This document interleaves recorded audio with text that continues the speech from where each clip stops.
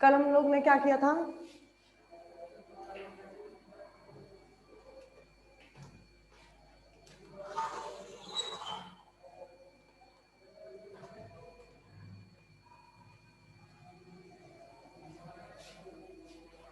हम लोग जो पढ़ रहे थे वो पढ़ रहे थे हम 2D कोलिजन, और 2D कोलिजन के अंदर हमने इलास्टिक पढ़ रहे थे, 2D elastic collision. Elastic collision में हमने लैबोरेटरी फ्रेम और सीएम फ्रेम के अंदर दोनों के अंदर निकाल लिया था। 2D कोलिजन के अंदर था क्या, एक पार्टिकल ये था, दूसरा पार्टिकल ये था जो कि रेस्ट में था।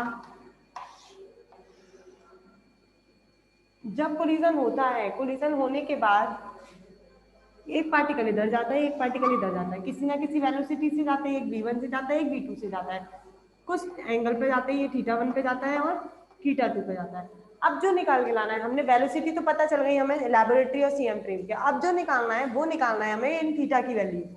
मुझे इन स्कैटर्ड एंगल की वैल्यूज निकालनी है कि ऐसे कौन से एंगल हैं जिन पर जाकर पार्टिकल्स मूव करते हैं और लीनियर मोमेंटम कंजर्व रहता है, क्योंकि हमने 2D इलास्टिक कोलिजन पढ़ा था तो उसके अंदर लीनियर मोमेंटम क्या रहता है, हमेशा कंजर्व रहता है। 1D के अंदर तो कंजर्व रहेगा रहेगा, लेकिन 2D के अंदर भी कंजर्व रह रहा है। वो कैसे रह रहा है, वो कौन सा एंगल है जिस पर आके 2D इलास्टिक कोलिजन के अंदर मोमेंटम कंजर्व होता है। अब आपको उस एंगल की वैल्यू फाइंड आउट करके लानी है। डालिए टॉपिक,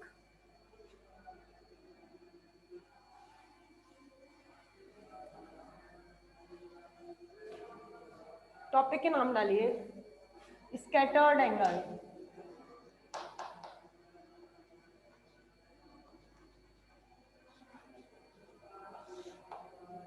स्कैटर्ड एंगल निकाल रहे हैं, वो θ1 और θ2 की वैल्यू निकाल रहे हैं किस एंगल से वो स्कैटर्ड होता है, और इसका डायग्राम बनवा रही हूँ जो मैंने कल बनाया था वो दोबारा बना रहे थे। चलो आ जाओ। ये मास m1 था, ये मास m2 था, इसकी वेलोसिटी u1 थी, इसकी वेलोसिटी u2 थी। ये कंडीशन थी आपकी बिफोर कोलिजन। उसके बाद ये अपनी डायरेक्शन में मूव कर जाते हैं, ये θ1 से जाता है, एक पार्टिकल θ2 से जाता है। मास m1 मास m2, ये गया θ1 से, ये गया आपका θ2 से। अब मुझे क्या करना है, और इसकी वेलोसिटी v1 थी और इसकी वेलोसिटी v2 थी। अब हमने यहाँ पर एंगल निकाले थे, जब इधर कंपोनेंट लिया था तो m1 v1 cos थीटा बनाया था, और इसका लिया था तो m2 v2 cos θ2 आया था। सिमिलरली दोनों इस साइड निकाले थे, तब ये आया था m1 v1 sin θ1, इधर निकाला था तो m2 v2 sin θ2 निकला था।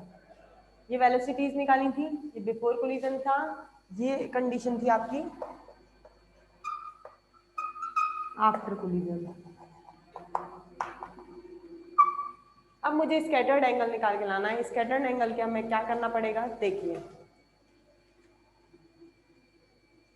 सबसे पहले मैं ये निकाल रही हूँ CM, दो फ्रेम थे CM फ्रेम और L फ्रेम। जब V1 V2 U1 U2 लिख रही हूँ तो इसका मतलब ये बात जो मैं कर रही हूँ वो कर रही हूँ L फ्रेम में। जब मैं CM फ्रेम के लिए लिखूंगी तब मैं लिखूंगी U1 dash U2 dash V1 dash और V2 डैश। जब मैं L फ्रेम की बात करूंगी तो θ1 θ2 लिखूंगी, और जब CM फ्रेम की बात करूंगी तो θ1 θ2 को मैं थीटा से रिप्लेस करूंगी। ठीक है, सबसे पहले मुझे एंगल निकालना है, मुझे निकालने हैं स्कैटर्ड एंगल की वैल्यू। स्कैटर्ड एंगल की वैल्यू के लिए मैं निकालती हूँ tan θ1। मैं tan थीटा लिख रही हूँ, tan थीटा क्या होता है, sin theta upon cos theta, यही होता है। और पहले के लिए निकाल रहे हैं तो दोनों में डायरेक्शन क्या रहा, v1 और ऊपर और नीचे मैंने v1 का मल्टीप्लाई और v1 का डिवाइड कर दिया। हमें पता है tan थीटा होता है sin theta upon cos theta. मैं फर्स्ट के लिए निकाल रही हूँ टेन थीटा वन, तो इसको साइन थीटा वन और इसको कॉस थीटा वन, और ऊपर और नीचे दोनों में मैंने v1 का मल्टीप्लाई और डिवाइड कर दिया। ये क्वेश्चन नंबर आपकी क्या आई, फर्स्ट इक्वेशन नंबर। अब मैं निकाल रही हूँ आफ्टर कोलिजन पार्टिकल m1 की वेलोसिटी, पार्टिकल m1 की वेलोसिटी निकाल रही हूँ आफ्टर कोलिजन, और cm फ्रेम से l फ्रेम में उसको ट्रांसफॉर्मेशन इक्वेशन लिख रही हूँ। Transformation equation of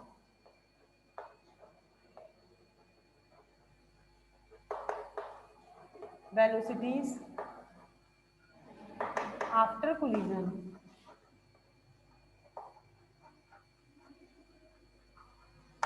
after collision के लिए पहला था हमारा v1 डैश, कितना होगा v1 माइनस vcm, ये तो पढ़ ही लिया ना, यू क्या होता है u minus u dash minus vcm, v1 dash v1 minus vcm, v1 की वैल्यू निकालते हैं, v1 डैश प्लस vcm, ये आपके आ गए v1 की value v1 dash plus vcm। अब मैं इस v1 के कंपोनेंट निकाल रही हूँ अलोंग x एक्सिस और अलोंग y एक्सिस। पहले कंपोनेंट निकालते हैं along x axis. Component of x, component of velocity v1 along x axis. x axis के अलोंग कंपोनेंट v1 की कंपोनेंट निकाल रही हूँ, इधर तो कॉस जाएगा और इधर साइन जाएगा। आ जाओ कम इसके वेलोसिटी के कंपोनेंट निकालते हैं। पहले इधर निकालते हैं, वेलोसिटी के निकाल रही हूँ, मोमेंटम का नहीं निकाल रही हूँ, तो केवल m नहीं चलेगा v चलेगा। x एक्सिस के लिए निकाल रहे हैं तो निकलेगा v1 cos थीटा वन बराबर, ये तो इसके लिए आ गया। x एक्सिस के लिए v1 का कंपोनेंट क्या होगा, v1 cos थीटा वन, क्योंकि x एक्सिस की साइड कितना चलेगा cos, तो इसका कंपोनेंट निकालना है v1 का, तो कितना आ जाएगा v1 cos थीटा वन। अब v1 डैश का निकालना है, तो v1 डैश मतलब आपका चल रहा है cm फ्रेम के अंदर, तो x कंपोनेंट तो cos ही रहेगा, लेकिन cm फ्रेम के अंदर थीटा वन को किससे रिप्लेस किया हमने, थीटा से, प्लस vcm। इस इक्वेशन के मैंने वेलोसिटी v1 का एक्स एक्सिस के अलोंग कंपोनेंट लिखा। एक्स एक्सिस के अलोंग हमें पता है कॉस में आते हैं कंपोनेंट, तो v1 cos theta one, v1 dash आपका ये cm फ्रेम के अंदर है cos theta plus vcm। Equation आ गई थर्ड। अब इसे मैं y एक्सिस के अलोंग निकालती हूँ, लिखो कंपोनेंट ऑफ वेलोसिटी, कंपोनेंट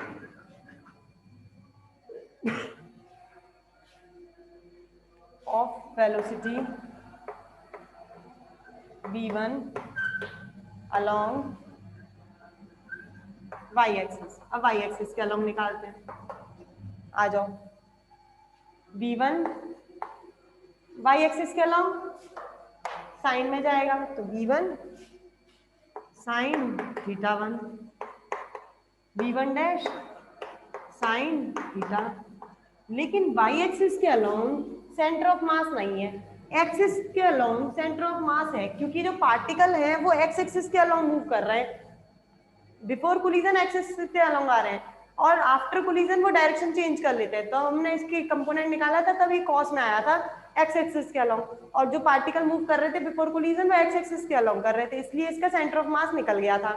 लेकिन अब हम वाई एक्सिस की बात कर रहे हैं, वाई एक्सिस का ये जो डायरेक्शन चेंज करके गए थे उनका वाई एक्सिस के अलोंग निकाला इधर साइड, लेकिन पार्टिकल आपके एक्स एक्सिस में आ रहे हैं, डायरेक्शन हम वाई एक्सिस की ले रहे हैं, तो इसमें सेंटर ऑफ मास नहीं होगा, क्योंकि जो पार्टिकल्स हैं वो बिफोर कोलिजन आपके वाई एक्सिस के अलोंग है ही नहीं, तो सेंटर ऑफ मास क्या रहेगा इसका, जीरो। तो मतलब वेलोसिटी आपकी सेंटर ऑफ मास के लिए इसमें नहीं होगी, वाई के लिए, किसमें, केवल किसमें होगी, एक्स के लिए, क्योंकि पार्टिकल आपके किसमें मूव करके जा रहे हैं, एक्स एक्सिस के अंदर। ये डालिए क्वेश्चन नंबर 4। चलो अब निकालना है ten theta one. Ten theta one कैसे निकलेगा, इन दोनों का डिवाइड कर देते हैं। अब इन दोनों का डिवाइड करते हैं, आओ, या फिर ऐसे कर देते हैं, इनकी वैल्यू रख देते हैं, कुछ भी कर देते हैं। चलो पहले स्क्रीनशॉट ले लो।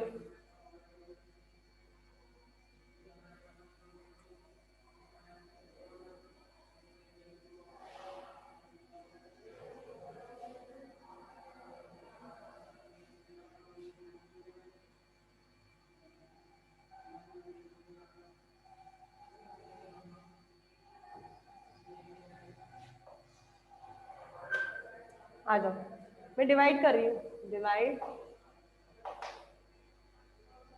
Equation third by equation fourth, divide करो, v1 sine theta 1, v1 cos theta 1, v1 dash sine theta, v1 dash cos theta plus VCM, v1 से v1 cancel, sine theta upon cos theta tan theta 1 equal to v1 dash sine theta upon v1 dash cos theta plus VCM। ये question number आ गई आपकी fifth. अब मुझे ये value निकल गई, अब मुझे VCM की वैल्यू चाहिए। VCM की वैल्यू आपको पता है क्या होता है, m1v1 m1u1 plus m2u2 upon m1 plus m2। हमें ये VCM की वैल्यू यहाँ पुट कर सकते हैं, रखिए जरा। वी नो डैट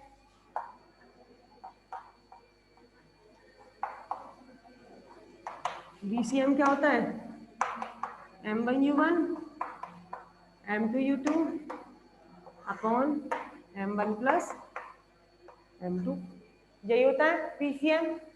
अब हमें पता है जो सेंटर ऑफ मास के अंदर सेकंड पार्टिकल है वो स्टेशनरी है, अगर स्टेशनरी है तो U2 वैल्यूसिटी क्या रहती है उसकी, जीरो, तो ये जीरो होगी। तो VCM कितना निकलेगा, m1u1 upon m1 plus m2, ये भी VCM की वैल्यू आ गई।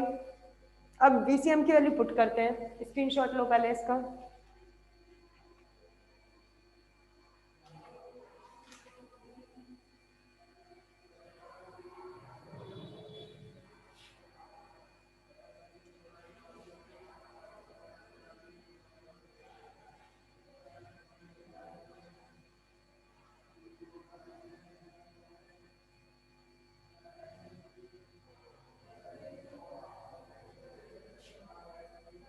अब देखो VCM m1 upon m1 plus m2 into U1, ये U1 जो है वो आपका L फ्रेम में है, अगर U1 डैश होगा तो CM फ्रेम में होगा। अब मैं इसको CM फ्रेम में लिख रही हूँ। देखो हमें पता है U1 बराबर U1 डैश बराबर क्या होता है, U1 minus VCM, transformation equation होती है। तो U1 कितना निकलेगा, U1 डैश प्लस VCM, रख दीजिए VCM में U1 की value, VCM m1 upon m1 plus m2, और U1 की वैल्यू कितनी है, U1 dash plus VCM, VCM बराबर m1 U1 dash m1 plus m2 plus m1 VCM m1 plus m2, इसको उठा के इधर ले आते हैं, VCM minus m1 VCM m1 plus m2 m1 U1 dash m1 plus m2, VCM common ले लेते हैं, 1 minus m1 upon m1 plus m2 m1 U1 dash m1 plus m2, screenshot लीजिए।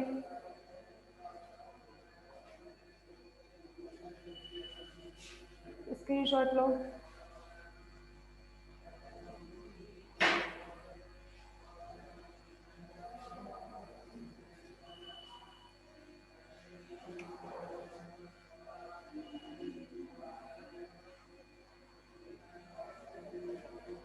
VCM 1 माइनस LCM लेते हैं, m1 plus m2 m1 plus m2 minus m1 equals to m1 U1 dash m1 plus m2, m1 से m1 cancel, VCM m2 upon m1 plus m2 m1 upon m1 plus m2 U1 dash m1 plus m2 से m1 plus m2 cancel, VCM कितना निकला, m1 upon m2 U1 dash.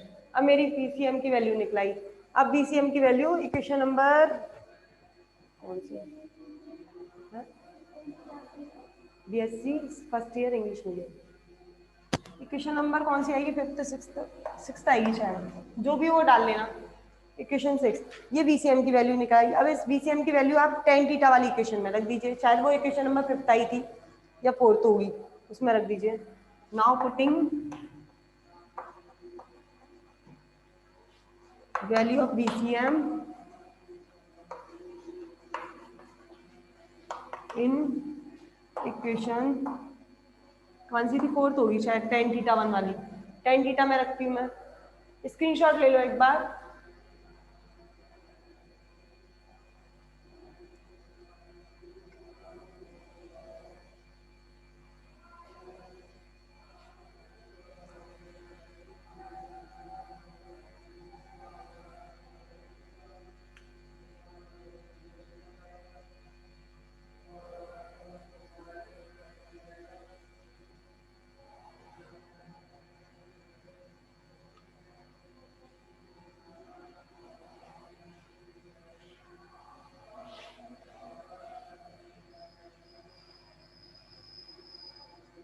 चलो रखते हैं। अब ten theta one बराबर क्या निकला था आपका? टेन थीटा वन वाली इक्वेशन कितनी थी? V1 dash sine theta upon V1 dash cos theta plus VCM। V1 dash sine theta upon V1 dash cos theta plus VCM, यही थी। इसमें रख दीजिए VCM की value, tan theta one equal to V1 dash sine theta upon V1 dash cos theta plus VCM की value कितनी है? M1 upon M2 U1 dash. From equation 6 ये रख दी मैंने VCM की वैल्यू। चलो सॉल्व करते हैं आपसे। U1 डैश, और हमें पता है CM फ्रेम में, आपने पढ़ा हुआ है, कल ही पढ़ाया था मैंने, CM फ्रेम के अंदर U1 डैश और V1 डैश दोनों कैसे रहते हैं? दोनों का मॉडुलस क्या रहता है? बराबर रहता है। तो टेन थीटा वन बराबर V1 dash sine theta V1 dash cos theta plus M1 upon M2 U1 dash की जगह V1 dash. Tan theta one equals to V1 dash V1 dash V1 dash cancel, sine theta upon cos theta plus M1 upon M2। ये निकल गई आपकी direction ten theta one. ये वो direction है जिससे आपके पार्टिकल्स 2D कोलिजन के अंदर स्कैटर्ड होते हैं, तब भी आपका लीनियर मोमेंटम कंजर्व रहता है। वो डायरेक्शन की वैल्यू कितनी है? Sign theta upon cos theta plus M1 upon M2। यहाँ पर स्कैटर्ड एंगल वाला टॉपिक कंप्लीट हो गया। केस करवाऊंगी मैं, 3 केसेस करेंगे, स्पेशल केसेस। स्क्रीनशॉट लो पहले इसका।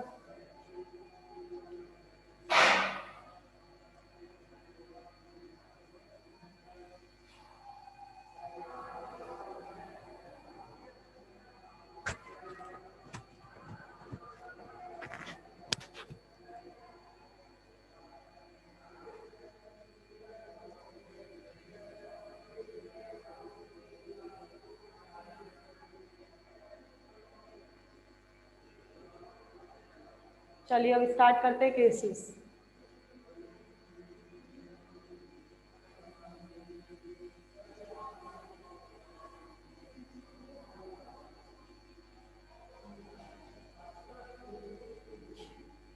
Case first,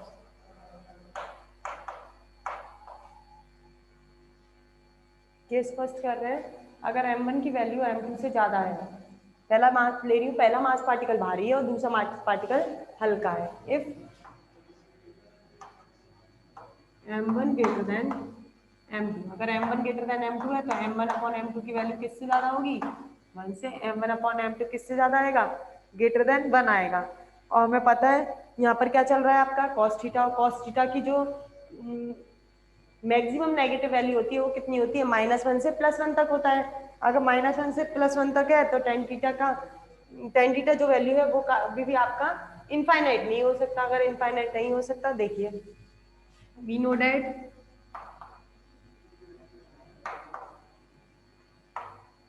value of maximum value of maximum negative value of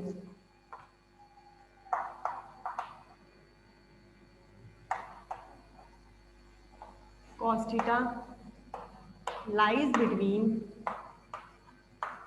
-1 to +1।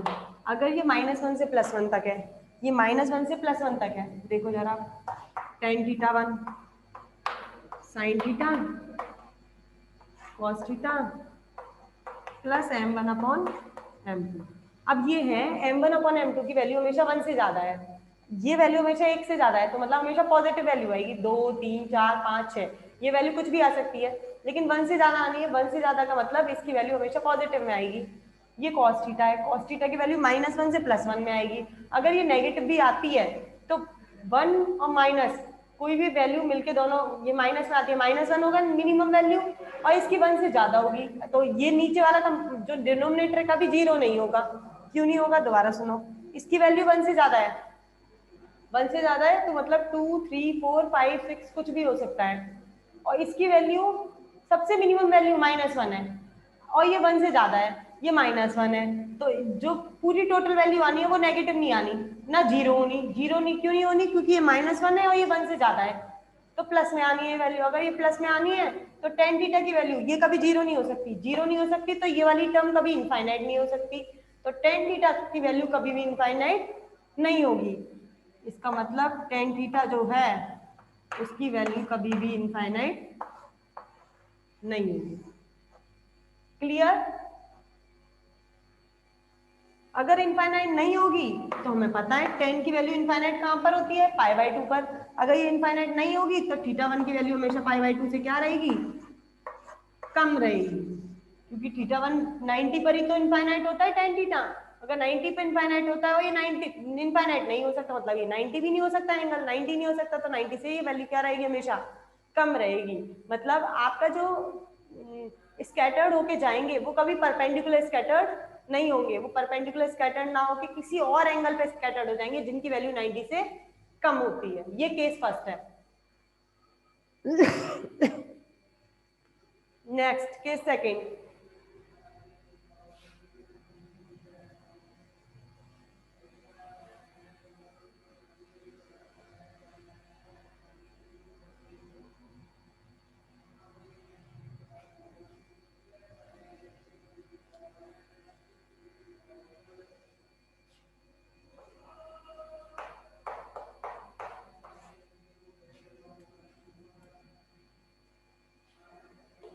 Second case कर रहे हैं। इफ पहला तो दो m1 बड़ा था, इफ m1 बराबर m2, अगर दोनों मास पार्टिकल का वेट बराबर है तो m1/m2 कितना हो जाएगा,